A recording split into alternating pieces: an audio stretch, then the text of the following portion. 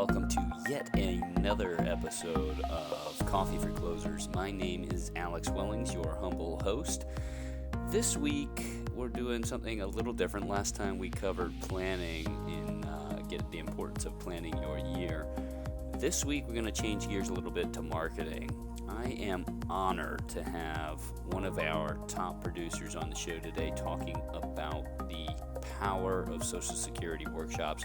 Now, I know that is going to put a bug in a lot of y'all's ears and maybe get you to want to click out of this podcast. However, I want you to stay on because what David has to say about our Social Security workshop might change your mind. A lot of what Social Security workshops used to be is not what it is today. It is the most registered workshop that we do.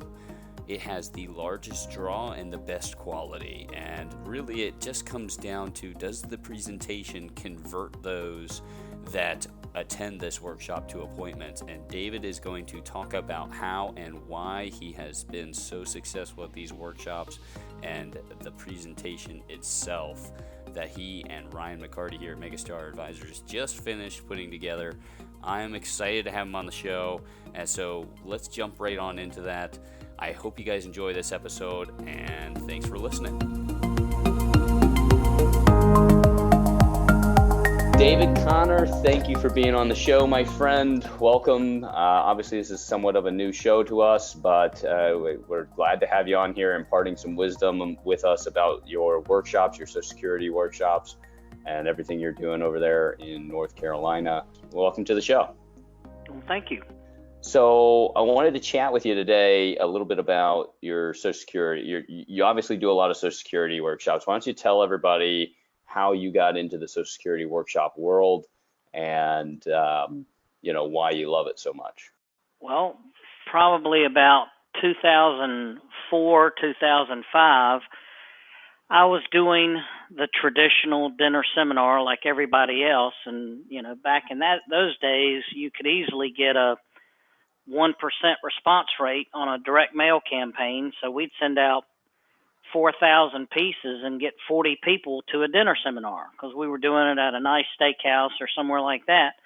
And those numbers kept dwindling, and it was getting frustrating because we were getting a bunch of plate lickers and people who were just there for the meal, and it was a social hour. So I said, there's got to be a better way to do this. And inevitably, working with people that age group, say, for instance, in their early 60s, if you're going to work with that age group, questions started getting asked to me all the time about Social Security advice and what would I do and how would I do this. And I got to a point where I realized I better learn more about Social Security because I don't know what to say when they're asking me these questions. Mm-hmm. So I found out about a gentleman named Joel Sasser, who was a CPA from Omaha, Nebraska, and he had a software program called Social Security Timing. And I went to a class and actually got a chance to meet him and learned about his Social Security seminar that he had put together. And I was blown away when I watched it. I thought this could make me unique in my area and in my marketplace because nobody was doing Social Security seminars. I didn't know anybody doing them. So I showed it to Steve Hand from USA Tax and told him my first seminar, I had great results. I had written $1 million of premium in the first 30 days after doing my first Social Security workshop. And then after working with Joel Sasser and kind of tweaking the seminar, and we continued to tweak it and modify it, it became more feeling like mine. So I had it the best of Joe's slides with the best of what we created, and I had it down to pretty much to a science. I knew that every time I did these workshops, I was getting anywhere from 40 to 60 people to come to a workshop, and I was getting 70% ratio of appointment requests. So I was one of the first ones to be marketing annuities utilizing Social Security workshops, and it just took off from there. So over the years, as rules have changed, obviously we've had to make modifications, and then we've constantly tweaked it.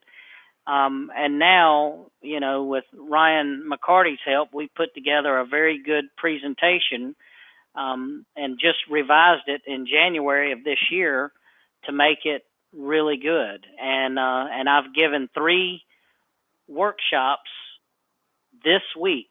I did one Monday in Wilmington, one Tuesday in Raleigh, and one in Greenville, South Carolina last night. Wow. And hands down, everybody loves it. They give you an ovation at the end. Not many people get an ovation at the end of a workshop, but I still find it to be something that comes natural to me. I'm very confident talking about it because I've studied it, and Yep. I've done the workshop so many times. I mean, I could probably give it with my eyes closed without even looking at the slides. So it just takes time to get comfortable with it and get used to it like any other group presentation. But it still works very well.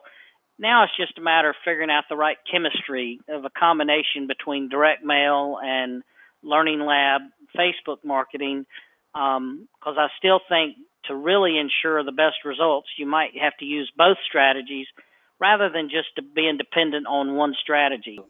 Yeah, we see that a lot. We see that in certain areas of the country, you definitely need to have a mixed bag. Can't just be digital marketing everywhere, because that's just not true. It doesn't work everywhere. In your areas, we've certainly seen a need for some digital and some mail on top of that.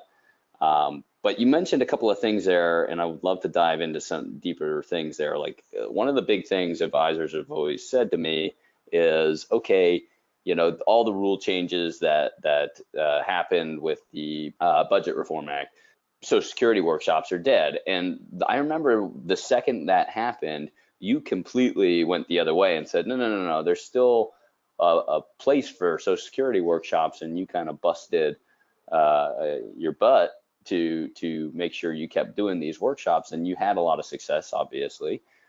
You've been a top producer for a while.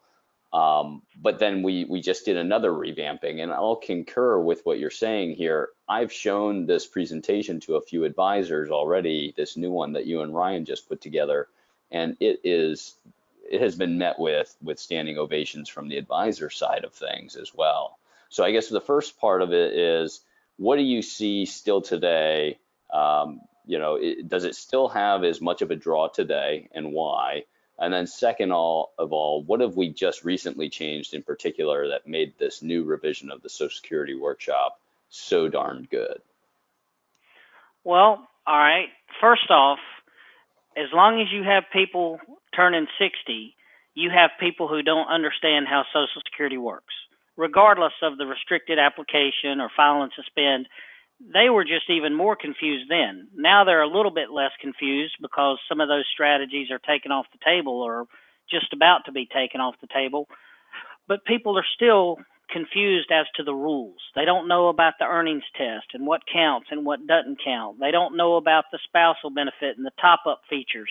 They are just totally confused. And they're not going to get advice going to Social Security because they can't give you advice. And really, I think that the fact that not many other producers are doing the Social Security workshops means that I'm sort of getting, even better draw now because others have given up. Well, I'm not giving up. Kind of reclaiming that market right, share. I'm reclaiming my market share. So, and I do find that people are anxious to learn more about their options. And when you teach them strategies, like, to give you an example, Alex, let's say that somebody has $700,000 in a 401k plan. And I'll say, does anybody in here have money growing in their 401k plan at a guaranteed rate of 8%? Of course not. Nobody does. So some of the money might be in what we call the stable value fund. Some of that money might be making 2% or 3%. What I like to question them on is say, does it make sense to stop the growth of 8% of your Social Security benefit? Does it make sense to stop that and leave money growing at 2 or 3%? Or does it make more sense to carve out a piece of that 2 or 3% money use that for income in lieu of Social Security, and let Social Security grow at 8% to become 132% of their full benefit amount. And by Social Security taking up such a large portion of their post-age 70 period, especially now with the new rules with age 72 being RMD, but when people can put off, their 401k as far as having to put it off, but are starting to use it earlier to delay Social Security, which is tax favored. Even in a worst case scenario, they're only paying tax on 85% of their Social Security. So, give you an example. If I have somebody who's got $5,000 a month between him and his wife from Social Security because he delayed his, and yet they're taking another $3,000 a month out of an IRA, so they got $8,000 a month, $96,000 a year of income. They're only in about a 6% effective tax rate. They don't realize how little taxes they'll be paying.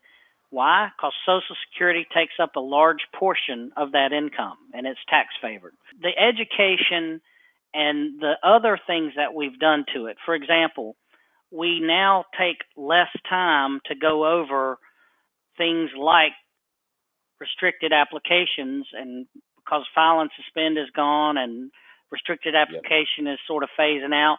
So we've substituted some of that time with some generic financial slides to teach people things like the rule of 100, to teach things like the sequence of returns and how important it is to protect their money when they're retired. I always say, just remember this, losing money is a bad deal. Losing money when you're retired is a really bad deal. Losing money when you're retired and taking it out is a really, really, really bad deal. So they kind of laugh and chuckle, and I'm just trying to get them to maybe re-examine their risk tolerance level at this phase in their lives when they, a big market downturn could take them 7, 8, 9, 10 years to dig out of. Right. No, and that's a really, really good point, because I talked to a couple of advisors, and that's where their head's at when I showed them the new presentation. And that's kind of what we're talking about here is we've taken out some of those slides that talked about restricted app and file and suspend, because a lot of those things are starting to phase away now as people have aged out of those brackets. We've replaced those with these slides that David is talking about, which kind of bridges the conversation from beyond just Social Security to some of the rules of retirement, rules of investments, just what their thoughts were. We want to get those things out in the open, saying, I know what David, you always like to say, resources make options or create options, right? It's something to that extent. Isn't that right? Yes. Right. Resources equals choices. Resources no equals choices. Yeah. No resources, no choices. That's right. So what we've done in these slides is kind of built on that. And, these advisors are seeing that and now able to transition into the appointment process a lot more effectively. So, your thought process there, maybe you can expand a little bit on that as far as these extra slides. What was the thought behind adding the rule of 100 and the 4% rule? How does that help you in the appointment process? Because when they leave that workshop, they may have an existing financial advisor and have had, a decent relationship. But what I've got to do tactfully, without saying anything negative about the incumbent, is I've got to get them to question in their mind, is my guy teaching me this stuff? Is my guy explaining to me this stuff? And they start to realize, well, no, they're not. Because they're only focused on one thing, and that's AUM. They're only focused on building the money. They don't focus any effort, on teaching people about distribution. Right. I tell them, I say, guys, here's the thing you got to remember. Getting retired is only half the battle. Staying retired is the other half of the battle. Wow. And anybody can get you retired, but how many people can keep you retired? That's what we focus on. Mm-hmm. So anyway, little things like that, little one-liners like that, get them to start questioning, maybe I should get a second opinion. I want to differentiate myself as somebody who specializes only with that age group, pretty much 58 to 66. we are helping people who are in the retirement transition phase, and that's our specialty. So when it comes to helping people learn how to retire and stay retired, we're kind of like the cardiothoracic surgeon. We only get paid to work on that one thing. So that's what makes us different. If I am going to be getting ready to retire, it might behoove me to deal with somebody who does that as a specialty. Right. He's not out there being a general practitioner. My specialty is helping people figure out how to retire and stay retired. So it's a good segue into the conversation. And I'll also say things like, Social Security and the software creates an out-of-the-box answer, and it's just based on math. But when I get involved, I will personalize it because I want to make this more like a custom-tailored suit. It's not an off-the-rack suit. Mm-hmm. And I'll focus on, being able to tweak what the Social Security software is saying to more specifically fit their situation. Right. Any software out there, anybody can click a few buttons and run a software analysis, but the professionals like you that have dealt in Social Security and the claiming of that, the strategy behind it, are able to tailor that to their needs a little bit better. And, their advisor clearly hasn't been talking to them about it. Otherwise, they wouldn't have been at your workshop, right? That's right. So, all right, let's shift gears just a tiny bit. The one other concern we get from advisors a lot of times is like, okay, yeah, I have increased attendance when I do Social Security workshops, but I have to deal with those disability questions. How do you get around that? Or do you sit there? Do you find yourself sitting down with disability people, or do you weed them out in the appointment setting process? I mean, how do you tackle those issues when you run into disability? I'll weed anybody out, because just because somebody's on disability doesn't mean they don't have assets. I mean, I know that people who might have been disabled at 58, but they were there for 30 years and could be sitting on a $500,000 retirement account. So right. I'll meet with all of them. I'm not weeding anybody out. I mean, as long as they have resources, I have a reason to get together with them. And believe it or not, I have sat down with people who had no resources, and they truly just needed somebody to coach them on the best way for them to retire with what little they had. And some of my best referrals have come from people who didn't have a pot to go to the bathroom in. That's so true. Because maybe their brother or their parent realized that I was willing to help them at no economic gain to myself. And the fact I treated them with respect and helped them, they realized, well, I'd like to talk to that guy too. So that does seem to help a lot. Those things pay dividends, yeah. And you're not the first person, not even the first person on this show to have said that. I mean, it's just that the world isn't so linear. It isn't so one track like we like to think it is. I just want to sit in front of these people. It's the branches that grow your business almost more so than, or at least producing referrals wise, than the one track. You're more traditional. I've got $500,000 in assets, and I'm the ideal prospect that you're looking for. Those people are less likely to refer than the guy that you went above and beyond for, that you obviously didn't profit from it all. That guy's walking around preaching you to the high heavens constantly, and so that's just, I'm sure every advisor that I bring onto this show is going to be echoing those same sentiments. But I love to hear you say that. Well, David, we've covered a whole lot. I know I'm going to bring you back on to the show to talk a little bit more about your sales process. I know we plan to do a few video series on that as well. Just absolutely appreciate you giving some of your words of wisdom out here today and talking a little bit about it. Thank you so much, and we'll see you soon. Okay. All right. Thanks. Bye-bye. Thanks. See you.